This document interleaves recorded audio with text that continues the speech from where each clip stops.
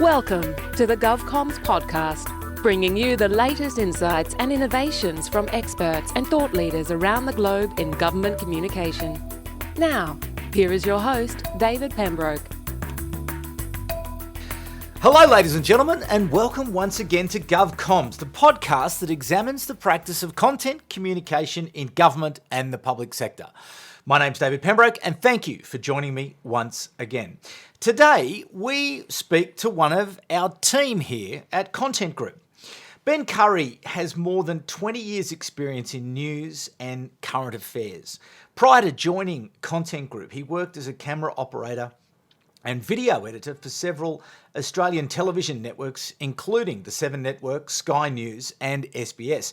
He covered national and international news based in the Parliamentary Press Gallery in Canberra. And he also worked on the local Stateline program for the ABC. He's also experienced in audio production and has composed music for various television current affairs programs. Prior to joining Content Group, in his senior videographer role, he has worked inside the Commonwealth Public Service. He was a senior editor at the Department of Education, Employment and Workplace Relations, but he has also been involved in all sorts of elements of video and audio production, including web campaigns, but also the streaming of ministerial events. And he spends a lot of time out in the field creating content, but he's in the studio this morning. Ben, welcome to GovComms. Thank you, David. It's great to be here. You're normally over on the other side of things, making it all happen. That's right. I'm finally on. It's let's just go back then, I suppose, just to give people a bit of the backstory as such. Where did the love of video and production come from in the first place? When I was a kid, I wanted to make movies and TV shows. And going through high school, I thought that was just, a dream that wouldn't happen. And you grew up on a farm, though. You grew up many miles from anywhere. So yeah, I'm from Quandiella, out in the middle of nowhere. And so, I loved watching television and movies and that sort of thing. And then late in high school, I found out about the television production course at Riverina College, which is now Charles Sturt University at Wagga, and made a last-minute change of subjects and went to Wagga for a couple of years, studied TV production. And in terms of that, what did you learn? What was the course based around? Was it video production, movie production? What was it? It was, I think, a basic sort of grounding in television production, drama and OBs, events. Right. A whole sort of range of things. Yeah. And was it popular back then? Lots of people studying it? Yes. A small course, but popular, and of course since then it's evolved into a degree course, and you can do it in a whole bunch of other places now as well. And so once you got your qualifications, what was the journey then? So I was looking for a job in TV. I sort of expected I would be in Sydney, probably working in production at. In those days, the TV stations still took on trainees. But I sort of, luckily, through a friend, found about a job opportunity in the Press Gallery at Channel 7 as a camera assistant, as they used to have them in those days. Was lucky to get the job, and that's where it began, and loved it. And so I went from thinking I was going to be in production and drama and that sort of thing, and ended up in news. So you weren't chasing news as such, it's just where the opportunity came. That's right, yeah. So when you think back on those days, it's not that long ago, things have changed so dramatically, haven't they? So if you think back to those earlier days in news production, what were some of the roles that an assistant used to play? So in those days, television was really just in the domain of people who had the money to have the equipment and the facilities to make it. The equipment was large and heavy and extremely expensive. So when I started to, a typical television news crew was a two-person operation because the camera and the recording device were physically separate and were heavy enough that you needed two people to carry it. So as a crew, as a camera assistant, you carried the recorder, which was a big heavy box, and you were connected by an umbilical to the camera, and you had to operate as a unit, which was challenging when people started running and you're carrying very heavy stuff. But yeah, it was a lot of fun. But it's interesting, isn't it? Just that notion of heaviness around equipment. In those days, it was heavy. That's the field equipment. But then once you recorded the material, you then sort of brought it back to another piece of very heavy equipment, which was the production side of things. Yeah, so the editing. So, I mean, it sounds archaic now that we do everything on computers, but in those days, everything was on videotape, and editing was really just copying segments from one videotape and recording it onto another. And that required really big machines. You need two big machines that sort of took up a table. It wasn't really portable, but we used to travel with that stuff all the time, put it in flight cases and ship it, and hopefully it would be at the airport when we arrived and loaded into vans. And yeah, so it was a totally sort of very physical sort of job in those days. And so that's an interesting point, isn't it? Is it that physical nature of it meant that, it was very male dominated, whereas nowadays with the miniaturisation and the heaviness is sort of left, there are a lot more women in the roles of production. I'd say so, although there was always, some trailblazers. There was some really, really excellent women, camera operators when I started in the press gallery. But the cameras were super heavy too, weren't they? Yeah, they're quite heavy, and they evolved into one-piece units called Betacam. So what was the two pieces of equipment, merged into one. So it meant the actual camera actually became larger and heavier, and then the sound recorders, basically you carried a really lightweight mixer and a microphone, so the assistants got off a lot easier in those days, but the camera operators had heavier stuff. Yeah. What were some of the things that you learnt in those early days that hold true today? Well, so the technicalities that all changed, but what stays the same is storytelling.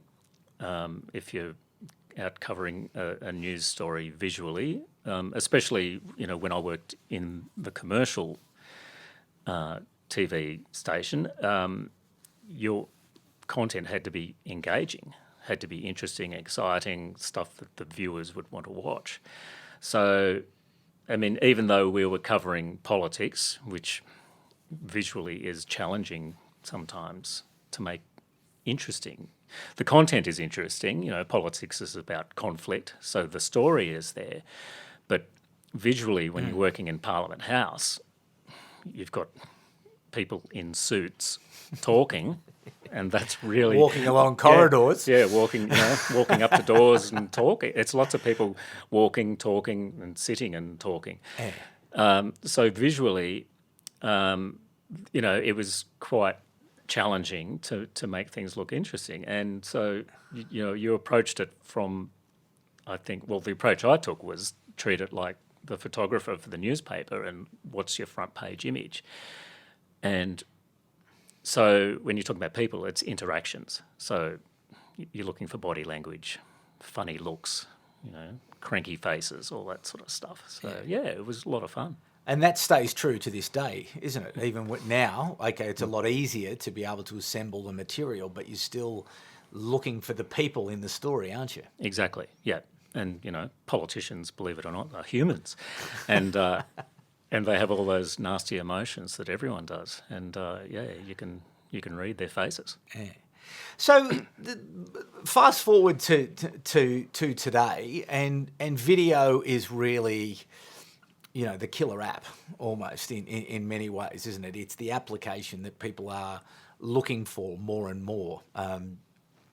As 5G takes hold, cloud computing takes hold, the greater power, lower latency networks, video is only going to become more of that killer application in terms of governments being able to explain their stories and their policies and their programs and services and regulations to people.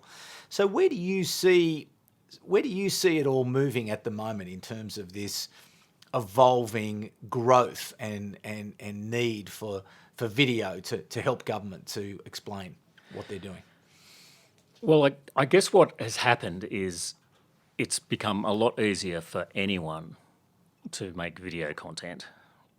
I mean, now all of a sudden, our phones have amazing cameras in them.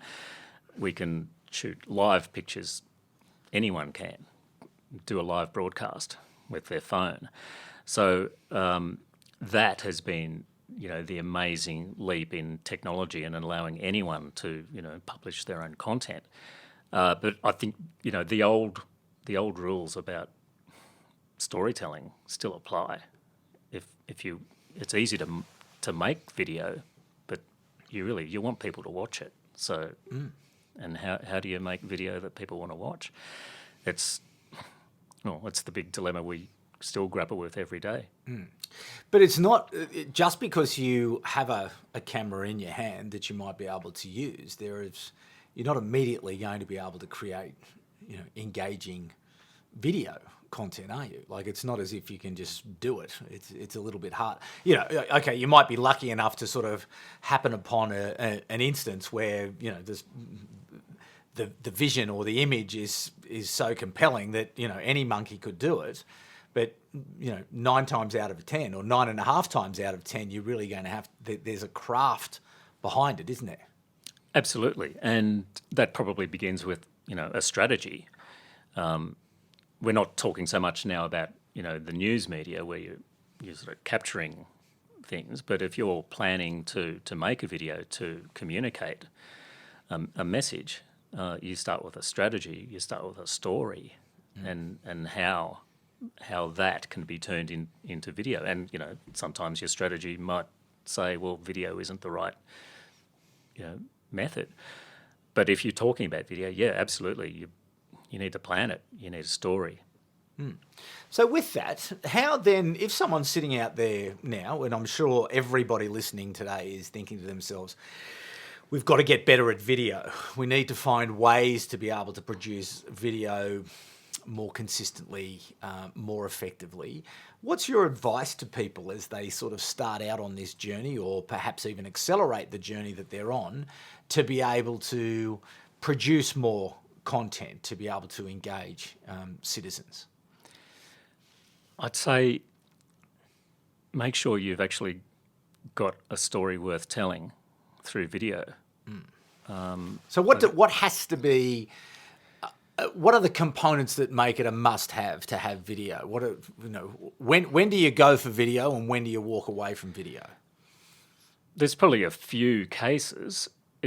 If you want to, video is really good for making people feel things. You're not just telling people information. You're showing them a feeling. So visuals and the soundtrack that goes along with it. It's really effective to tap into people's emotions. Engaging imagery, people doing things, feeling things. The right music, you can create an emotional connection, and then the underlying message is more effective.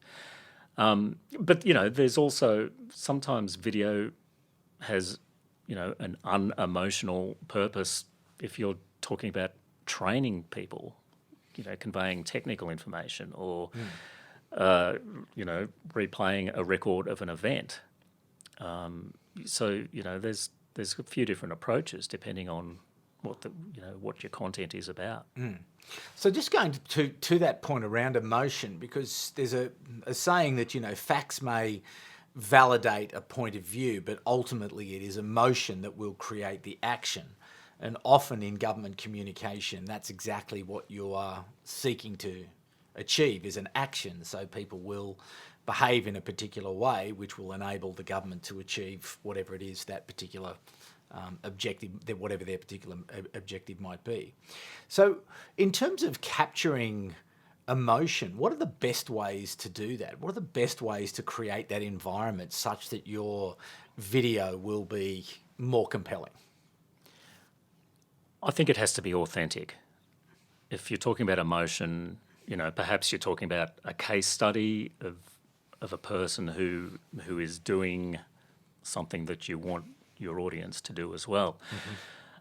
So it's finding the right people who can tell their story in an authentic way that makes a connection to the viewer, and the viewer, has empathy and goes, well, I'm in that situation. This person is speaking to me because we want the same thing. So I think it's got to be authentic, otherwise it just won't wash. Now, I'm sure that's been true since the beginning of video, that the story has to resonate as such. So, we're now seeing almost a transformation in the way that we consume video. And I know my own personal habits are, I now watch everything on the phone. Occasionally I might watch the big screen at home, maybe not, but often it's now I'm consuming video via my phone. So how are you watching this change as you're seeing, technology change the way people's habits are? What does that mean for the making of video now that some, probably, and I wouldn't be alone, I'm sure lots of people are the same, that I'm now watching, I'm not watching it on a computer and I'm not watching it on a big screen, I'm watching it on a smartphone, and I find that gives me what I'm looking for. So as someone who's producing the content, how is that changing the way that you are going about thinking about your video? Yeah, well, that's right. Everyone is watching videos on their phone. I didn't think I was unique. No, you're not. You are not the only one.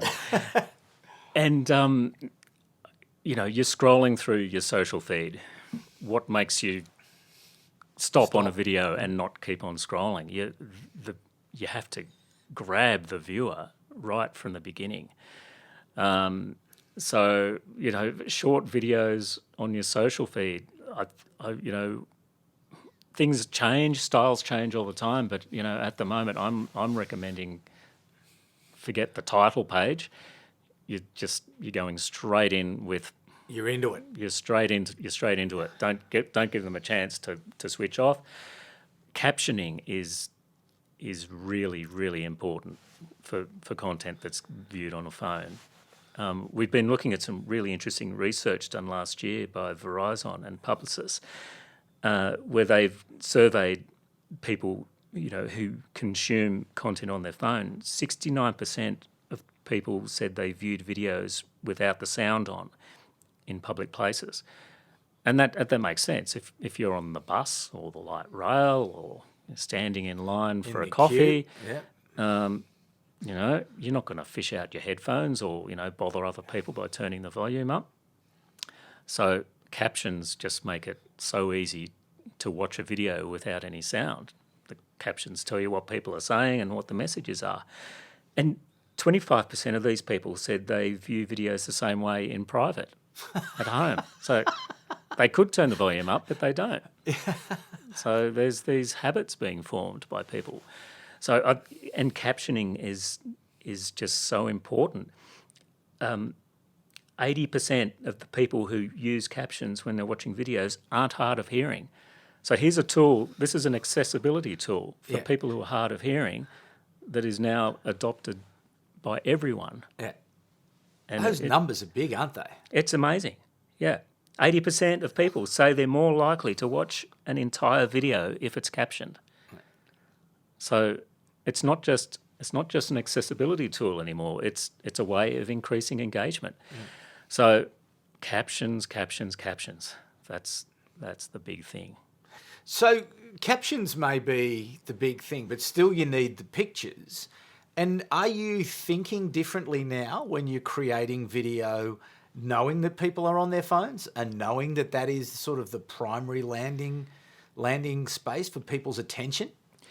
There's a few things around the edges, like if you should be shooting, holding your phone vertically, or delivering your video in a square format, or traditionally in the landscape format.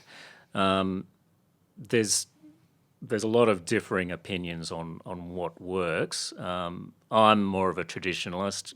I came from television. I like my pictures to be, landscape, horizontal. But most people, when they make their own videos, just hold their phone straight up vertically, which looks fine on a phone. But if you're sharing that on other platforms, then you've got this funny problem of fitting rectangles into the wrong shaped rectangles. But that stuff's around the edges. Look, for me, it's still about the old rules of engaging visually, and that is telling a story visually. Setting up a location, or an environment, showing people who are talking clearly. You can do this yourself very simply just with your phone, or you can go all out with more cinematic equipment. And when you start talking about cinema style videos, it's something that people really can't sort of directly identify, but it's a subconscious thing. If you're seeing video that is shot well and staged properly, even though the average viewer might not be able to identify what those techniques are, subliminally, it tells them, that they're watching a story. So in terms of those setups, what are some of the basics that people need to think about? Because one of the things, and I know people may be reading captions, but one of the things that will absolutely stop my attention dead when I'm reading or listening to anything is poor audio. It just, that's the killer for me. As soon as if it's hollowy or if it's tinny in any way, I can't abide it. So it doesn't matter what it is, I won't listen to it. So what are some of the basics that people have to get right? And lighting, I'm sure, is another one, that you've got to be able to see what you're looking at. Yeah, you're right about audio. The technology that we have now, whether it's your stills camera or your phone, the quality in most situations that you can get is fantastic. You can get amazing visuals out of any camera or phone now, but sound is the thing that they still haven't nailed, and most people don't pay enough attention to. And yeah, sound really is the most important thing, although captioning is changing that a little. Yeah. There's nothing that shrieks amateur when you watch a video is when the sound isn't done properly. Look, you can go down the minefield of which microphones and all that sort of stuff, but at the end of the day, to capture good audio, your microphone just has to be as close as you can get it to the person who's talking. And if all you have is your phone, well, that means stand close to them. If you have a microphone, there's no point having those microphones that you attach to the top of your camera. That's not really going to help. You have to get the microphone close to the person who's talking. And there's lots of different methods, and it's far too detailed to go into here on a podcast. But yeah, look, basically, your microphone is just as close as you can get to the person talking. But it's interesting you say that, though, because I know with, again, my particular phone, I've done it a few times with different podcasts, is the quality of the equipment is such that if you do get that microphone close between two people, the sound quality can be quite good. But again, I think that's a great tip that, excuse me, you've got to get that microphone close to the talent. Exactly. And I mean, there are some other issues. If you're outdoors, wind is always a problem. So then you've got more questions about equipment to deal with that. But yeah, look, your phone definitely is capable of recording very, very good sound. If you're in a good environment, like a studio with not much echo, or any room with that much echo, you can get really good sound quality recordings just with your phone. But you've got to be close to the person talking. And what's the magic bullet for lighting? Have some. Yeah, lighting is a tricky one. It's because cameras these days are really good. They're so sensitive in low lighting situations that They'll react. I guess amongst people there's this feeling that I've got a great camera, I don't need to worry about lighting. Well, lighting isn't really about the amount of light; it's the quality of light. Right. And it's What's the difference? Well, quality of light is referring to things like contrast, the direction, the softness. So you might, this is a classic example, you might be filming an event, a launch or something in a boardroom, and the event organisers set the podium up in front of the windows because it's such a nice view outside. Well, if you point your camera at that, you're going to get a nice, beautiful shot of the city behind, and the person speaking is going to look dark because it doesn't matter how good your camera is, contrast is an issue that has to be dealt with. So that's an example of where contrast is can work against you. If you can control the situation a bit more, you could bring in your own lights to try and reduce that contrast between the subject and the background. The direction of lighting just refers to if in a cinema sense, if you're lighting a person, there's some age-old rules we follow. The main light, is at a 45-degree angle, and that's basically designed to replicate what sunlight looks like on a person. When you're outdoors, the sun is usually up a bit and to the side a bit. That's generally what we try and replicate.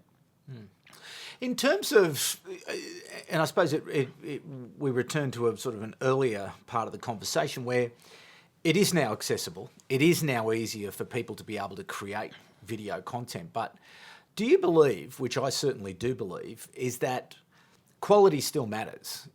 Okay, anyone can do it, but if you serve up rubbish, if it's a story not well told, and technically it's not well told, you're no chance. So there is still always going to be a requirement for skill and knowledge and experience to produce that video content because people's standards are very high. They consume a lot of very, very high quality content, and therefore they hold everybody to the same standards almost. Maybe it doesn't have to be cinematic, it doesn't have to be Star Wars, but if you're a government department, government agency, if you serve up bad video content, it's not going to get looked at if it doesn't have that professional quality about it.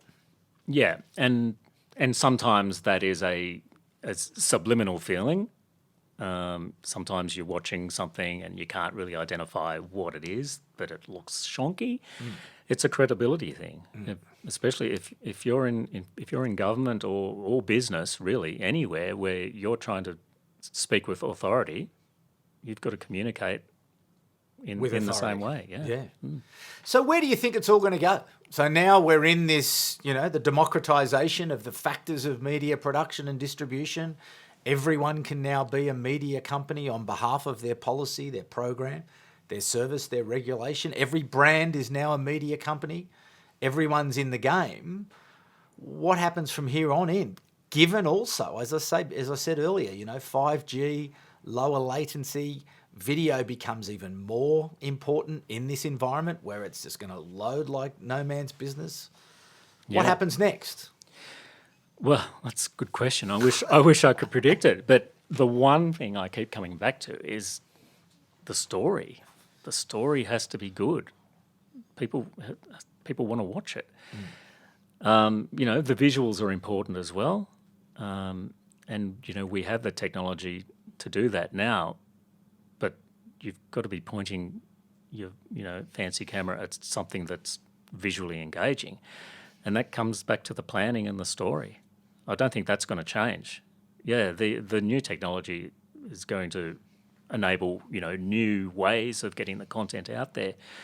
My kids are all over TikTok at the moment, and I'm still trying to get my head around how maybe that could be leveraged by business and government. I'm not sure. Yeah, well, my kids as well on TikTok, and I feature in a number of TikToks now, and I'm still not quite sure about TikTok. Anyway, it's interesting, but it's certainly captured, I think if you, again, it comes back to, as you said before, having that strategy and that plan, because if you're trying to speak to 13-year-old girls, for example, if you're not trying to do it through a TikTok, you're probably going to struggle to get the message through. So that comes back to strategy again, doesn't it? And having it, and then once you've got the strategy and you've got the objective, it's then understanding, well, what's the right delivery mechanism to get to that particular audience. But it's exciting times, though, isn't it? I look ahead and I look to, VR, AR, particularly these technologies that are going to be enabled by the 5G, lower latency networks. You've got artificial intelligence. You've got, supercomputing, cloud computing. All of this is going to, evolve into a, super capability. But I think your advice is a good one. Is that that's great, but if you're telling a rubbish story in that environment and it's not adding value to the audience, you're going to get ignored because there's so much other stuff to look at. That's right. There's always something newer and better coming through your feed. Yeah. Fantastic. All right, Ben. Well, listen, time to get you back to work, get you back on the tools. Awesome. It's great times, though, I think. And I think people really do need to think about their video strategy. And I think it's going to become, it's increasingly competitive to try to get people's time, to get their attention, to try to get through to explain, the great work that governments are doing all over the world. Video is going to be a big part of it, but yes, you're going to have that capability, but you've really got to have that skills and knowledge and experience to be able to put that stuff together in a way that's going to capture the hearts and the minds of the audience. So I think it's something people are going to have to really put a lot of time and effort into and focus and build their strategy, as you said before. Absolutely. Yeah, I think if you're going to have a team, you need people with visual storytelling skills on your team. Yeah, absolutely. Yeah. Okay, well, thanks very much to Ben Curry for dropping by the studio. Great conversation there around video. As I say, it's something that we do a lot of here at Content Group. We create an enormous amount of video in all sorts of formats for all sorts of different clients, and we can just see that the demand is growing. And I think Ben made a good point there right at the end. If you're going to have someone on your team, you're going to have someone with that capability. And again, often, regular listeners will know that I believe that this is a capability that government is going to have to build in its organisation. Yes, it's great. Companies like ours can help you, but I think you're really going to have to bite the bullet and build that capability internally so you can do it yourself. Such is the demand for video content and visual content into the future. So thanks to Ben for dropping by, and thanks to you, the audience, for dropping by once again to listen to the GovComms podcast. We certainly appreciate your listening to us. If you do have time to give us a rating on any of the applications that you download your podcasts on, please do so. It does help us to be found, and certainly we would appreciate that as well. So if you do have time to do that, please do that. But if you don't, that's fine as well. And we'll be back at the same time in a couple of weeks with our next guest on the GovComms podcast. But for the moment, it's bye for now. You've been listening to the GovComms podcast. If you enjoyed this episode, be sure to rate and subscribe to stay up to date with our latest episodes.